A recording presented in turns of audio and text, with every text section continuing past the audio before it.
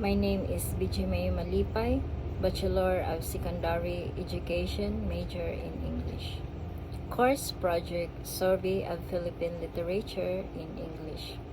Philippine literature is rich and diverse across Luzon, Visayas, and Mindanao, showcasing a variety of forms from epic poems of oral traditions to modern online formats.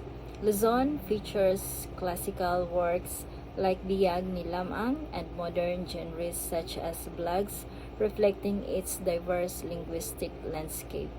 Visayas boasts a vibrant oral tradition in languages like Hiligaynon, Waray, and Cebuano, alongside influential works such as the epic Hinilawod and modern short fiction.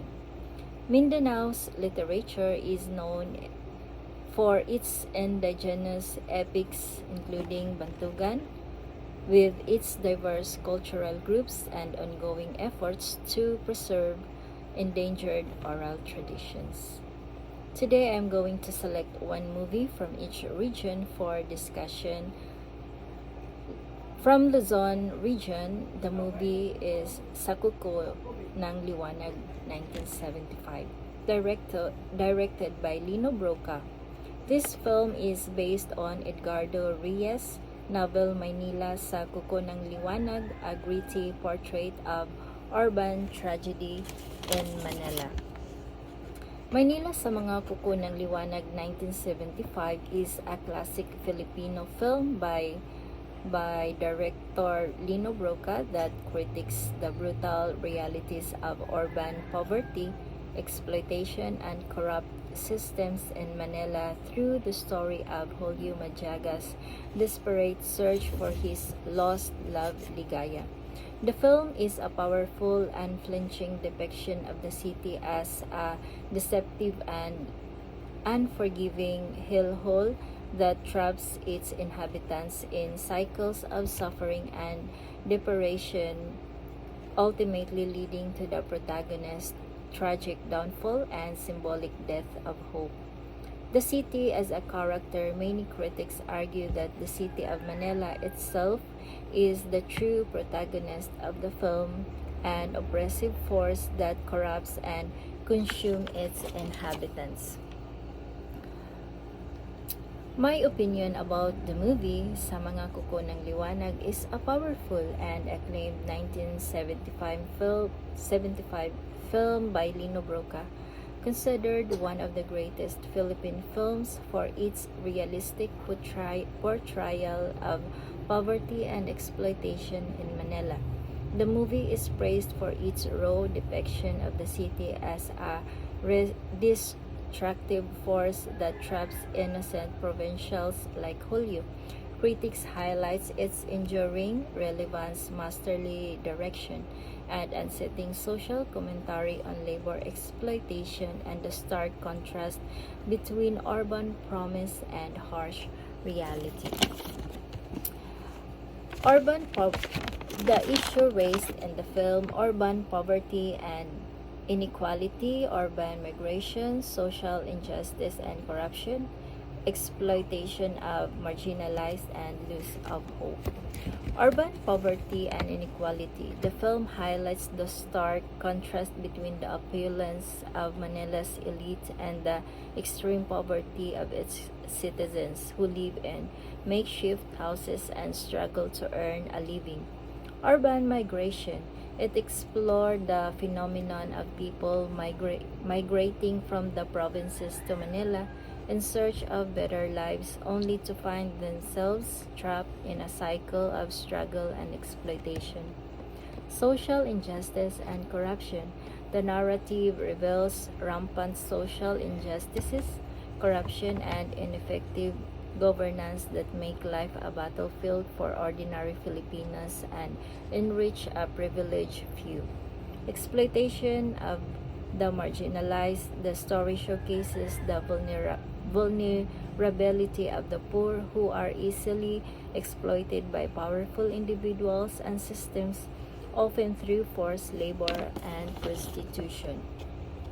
Loss of Hope. The film portrays the crushing reality that hard work and perseverance alone do not guarantee a better life, a harsh truth that leads to disillusionment and tragedy.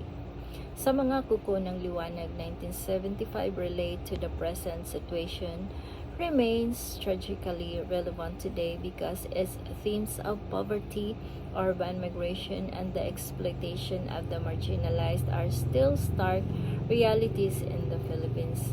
The film continues to expose the failure of the dream city of Manila to provide genuine opportunities, showing that while the city may offer a superficial facade of prosperity, its true nature is a battlefield where the poor struggle to survive, just as Holyu Majaga did decades ago.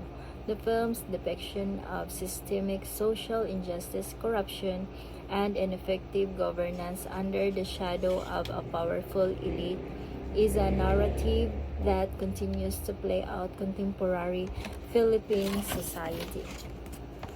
In Visayas region, the movie is Kunwaray Kun Maupay Man It Panahon, When the Weather is Fine, a more recent film focusing on the region's challenges and history.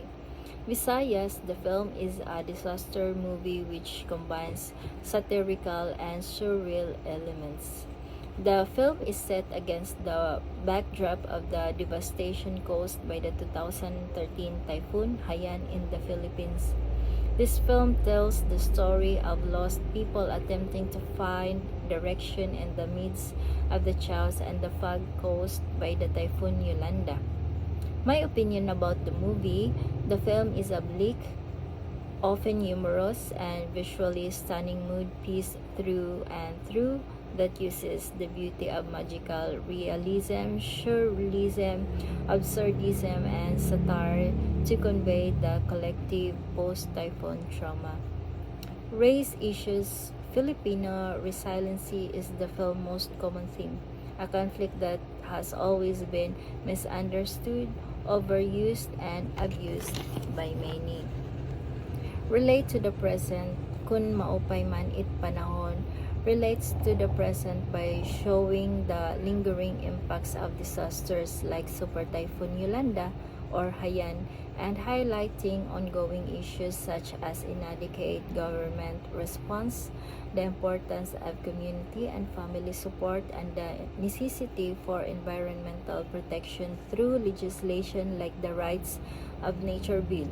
The film's surreal and satirical style also serves as a powerful artistic commentary and resilience and the human struggle in the face of overwhelming devastation, making its themes timeless in a world prone to climate change. The lessons that I learned from the literary piece: we are always told to pick up the pieces after a tragedy and stay strong.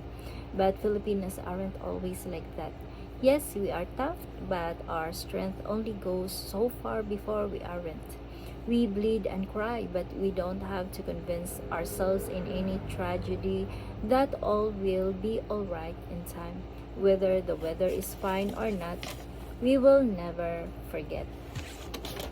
So in Mindanao, the movie is Mindanao 2019. Is a Philippine drama film directed by Brillante Mendoza. It was selected as the Philippine entry for the Best International Feature Film at the 93rd Academy Awards, but it was not nominated. Brillante Mendoza's 2019 film Mindanao intertwines the real-life struggle of a Muslim mother caring for her cancer-stricken daughter with an animated Mindanao folktale about two warring brothers and dragons. While the film features acclaimed performances by Judy-Ann Santos and Alin Dizon and showcases impressive technical artistry, it ultimately faces criticism for its shallow engagement with the complex realities of the Mindanao region, its abrupt storytelling, and its perceived failure to fully justify the use of its title. My opinion about the movie Mindanao 2019 is a critically acclaimed film by Brilliante Mendoza that follows a Muslim mother caring for her terminally ill daughter while her husband is deployed as a soldier in a conflict zone. Well praised for its powerful performances by Judy Ann Santos, Allen Dizan, and Yuna Tangog, as well as its sensitive portrayal of a loving mother and skilled filmmaking. The movie is criticized for its failure to adequately represent the complex realities and cultural diversity of the actual Mindanao island, with some reviewers calling it a simplistic or even misrepresentative narrative for its chosen title. The film Mindanao 2019 raises issues of the ongoing conflict and impact of ordinary people, particularly Muslims families, the central theme in the universal experience of suffering loss and maintaining hope amidst personal and communal struggle. The films juxtapose narratives of a mother caring for her sick child, a father serving as a combat medic, and a fantastical dragon story emphasize how ordinary people cope with inevitable hardships, reflecting the ongoing social and political realities in the region, such as poverty, corruption, and rebellion. The issue in the film remain relevant today. The armed conflicts and rebellions in Mindanao persist, with their roots in historical issues, and continue to displace and impact the lives of ordinary citizens. Poverty, corruption, and other social injustice remain significant challenges in Mindanao and other parts of the Philippines as depicted in the film. The lesson that I learned from the literary piece: what's great about art and consuming it is the gift of interpretation, reflection, and research. Whether the art form is profound or not, there's always something we can learn from it. Now, this learning and interpretation are still based on how we were brought up, the things that shape us, and most importantly, the things which we are most exposed to our family, peers, the things we consume, like media, the organization which were a part of these things form our biases and viewpoints, and it gives birth to our different takes on a particular art form.